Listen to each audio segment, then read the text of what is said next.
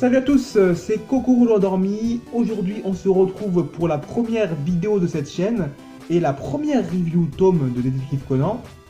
Alors, pour expliquer un peu le concept, je suis de manière générale un fan de manga.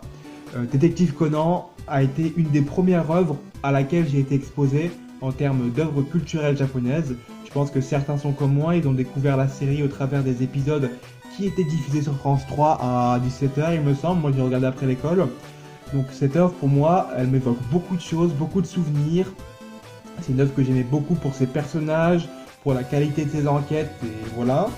Et récemment, je suis tombé sur une offre assez intéressante, on va pas trop étayer le sujet, mais j'ai trouvé pas mal de tomes pour pas très cher. Et du coup, je me suis dit, pourquoi pas redécouvrir cette œuvre au travers du manga originel, et pourquoi pas ne pas en parler sur YouTube, parce que c'est un truc qui n'a jamais été fait. J'ai recherché ça, il n'y a pas vraiment de personnes qui font des vidéos sur Détective Conan ou des trucs comme ça, alors que c'est une œuvre au Japon qui est vraiment majeure, qui est presque primordiale, tant elle est importante pour les Japonais, tant elle expose bien la vie quotidienne des Japonais, le Japon d'aujourd'hui. Donc je me suis dit, pourquoi pas ne pas rendre hommage à cette série par des vidéos, des reviews. Je pense que je vais commencer premièrement par des reviews de tomes parce que c'est le plus simple. Je lis le tome et je vous donne mon avis. Un avis qui, j'espère, vous plaira. D'ailleurs, vu que c'est la première vidéo, je vous invite à laisser des commentaires pour me dire qu'est-ce qu'il faut que j'améliore ou si vous avez des recommandations.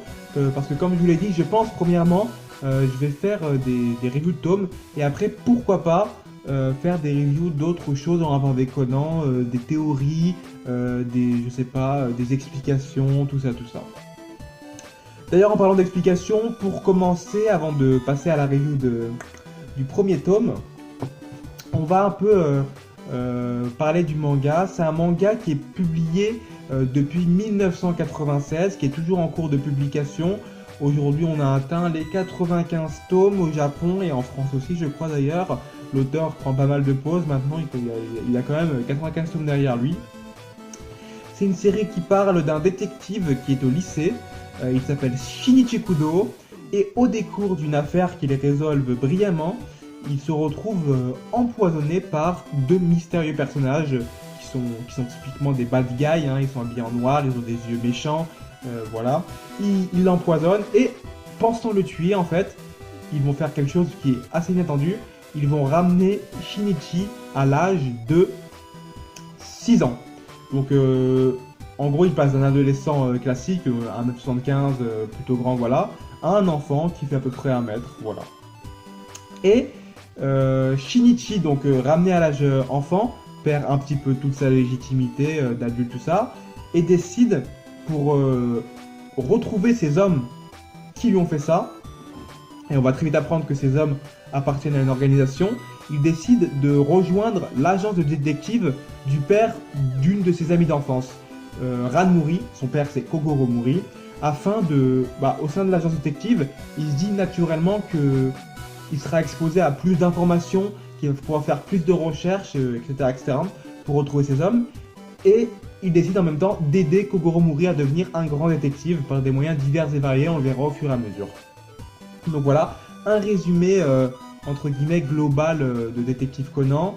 Comme je vous l'ai dit, c'est une série qui est toujours en publication, du coup je pense qu'il y a beaucoup de choses qui vont se greffer à ça. On aura l'occasion, je l'espère, d'en parler dans le futur au cours des prochaines reviews.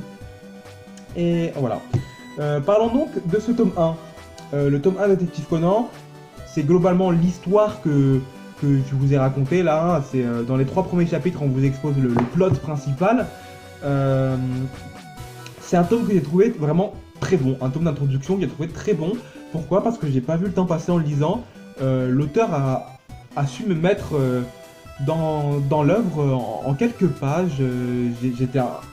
J'avais envie de savoir la suite, ce qui est assez rare pour un manga. Enfin, personnellement, j'ai lu beaucoup de mangas, il y a des mangas où vraiment que je m'y mette pour pouvoir lire tout d'un coup. Là, j'ai qu'une impatience, c'est de lire la suite. Après bon, certes, il y a ce passif que j'ai avec la série. C'est une série que je sais qui me plaît, donc c'est peut-être un peu normal que je m'y retrouve là-dedans. Mais en essayant de prendre un peu de recul, je trouve vraiment que c'est un très bon tome. Il met bien en place les idées qui vont être développées au cours de la série, parce que oui, j'ai comme je l'ai dit plusieurs fois, j'ai regardé un peu Conan. Je suis à peu près, je crois, au tome 18 si on compte les épisodes, enfin la correspondance épisode-tome, je crois que le tome 18. Du coup, là, je redécouvre un peu des enquêtes, j'ai un peu oublié, il faut que je me remette dedans. Preuve en est que j'ai oublié les criminels, j'oublie soit les criminels, des fois je me rappelle, ou soit le moyen par lequel ils ont opéré. Donc c'est un plaisir de revoir ça. Comme je vous l'ai dit, c'est un tome qui expose bien ce dont je vais parler par la suite, parce que dans ce tome, on a 2 meurtres et un enlèvement. Moi, je suis moins fan de la partie enlèvement, parce que je sais pas, je trouve que c'est des œuvres qui ont des enquêtes qui ont moins de tension. Je préfère les meurtres, c'est plus posé, il y a plus de réflexion. Du coup, ça amène plus comment dire, ça éveille plus l'intérêt du lecteur, je pense, que les enlèvements qui sont au final où on est plus passif que actif. Et là, on a on peut dire, allez, 3 meurtres. Il y a un meurtre, c'est ridicule, c'est 2 pages, c'est l'introduction pour montrer que Shinichi est très fort dans les déductions, qu'il a une audience, tout ça, qu'il est respecté par la police, voilà. Il y a un meurtre qui est quand Shinichi est encore grand, juste avant qu'il se fasse empoisonner. Là, on voit directement que l'auteur va se permettre des choses qui sont un peu, entre guillemets, surréalistes. C'est pas totalement surréaliste, mais c'est des manières de tuer assez extravagantes. Là, par exemple, c'est sur une montagne russe, la fille, elle va profiter qu'il passe 4 secondes dans un tunnel pour accrocher au cou de la victime une corde qu'elle va fixer au rail pour que ça décapite.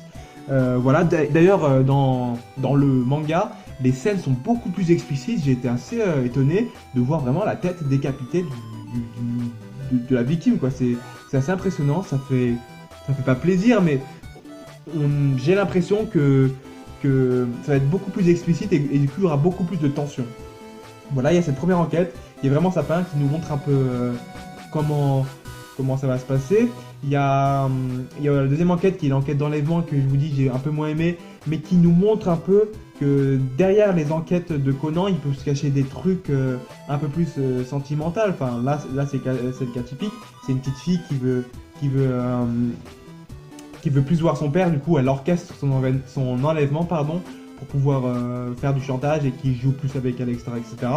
Et la troisième enquête qui elle est vraiment sympa aussi, parce que la révélation est vraiment inattendue.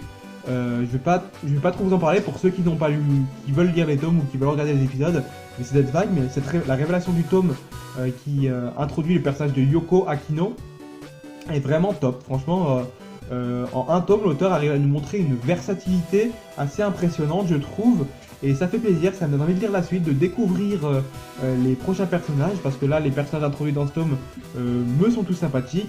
D'abord Shinichi ou Conan. D'ailleurs, Conan Edogawa, c'est son nom de enfant qu'il choisit en fonction par rapport à Conan Doyle, l'auteur de Détective Conan, et Edogawa Rampo, qui est le premier auteur japonais à avoir fait des romans policiers. Voilà. Donc voilà, ce personnage est très sympathique, c'est un héros qu'on a envie de suivre. Kogoro Mori qui est hilarant, hein. Bon là, mon avis est un peu altéré par ce que j'ai vu de lui après, mais rien que dans ce tome, il y a des mimiques, des trucs qui sont vraiment super drôles. Ranmori qui joue très bien son rôle de personnage féminin, parce qu'elle est à la fois forte, on le voit directement dans ce tome-là, où elle démonte un malfaiteur, mais elle a ce côté sentimental qui fait vibrer un peu ma corde sensible, je vous l'avouerai. Ranmori. Et Ghost, le professeur Agasa, qui est un ami inconditionnel de Shinichi et qui va l'aider au fur et à mesure de son aventure à développer des gadgets. On en découvre un d'ailleurs, ce qui montre en plus le côté un peu fantastique de cette œuvre. C'est un nœud papillon qui permet de changer de voix et qui va permettre à Conan de pouvoir aider Kogoro en prenant sa voix. Mais on en reparlera, je pense, dans le tome 2, il y a d'autres gadgets qui sont présentés, on aura l'occasion d'y revenir. Donc en résumé, ce tome 1 m'a bien plu, il m'a donné envie de découvrir la suite, il m'a pas fait regretter mon achat de ces nombreux tomes. J'espère que cette vidéo vous a plu, que le concept vous plaît, pour ceux qui aiment ou qui n'aiment pas Détective Conan, qu'on retrouve sur YouTube. J'espère à l'avenir on retrouvera une review de tous les tomes, que je sais pas, qu'on puisse se dire voilà, si on veut parler de Détective Conan, il y a une chaîne qui le fait. Mon objectif c'est pas de faire des vues du tout, c'est juste de laisser une marque pour Détective Conan parce que c'est un manga que je respecte beaucoup, que j'aime beaucoup. Et je trouve ça dommage que peu de personnes en parlent. Donc voilà, j'espère que cette vidéo vous a plu. Donc voilà, laissez un commentaire si vous avez quelque chose à dire sur l'ambiance générale, des conseils, etc., etc. Et voilà, je vous laisse pour une prochaine review qui je pense arrivera très vite parce que j'ai envie de lire ce tome très vite. Et voilà, on se retrouve donc pour une prochaine vidéo. Et n'oubliez pas qu'il n'y a qu'une seule vérité. Ciao!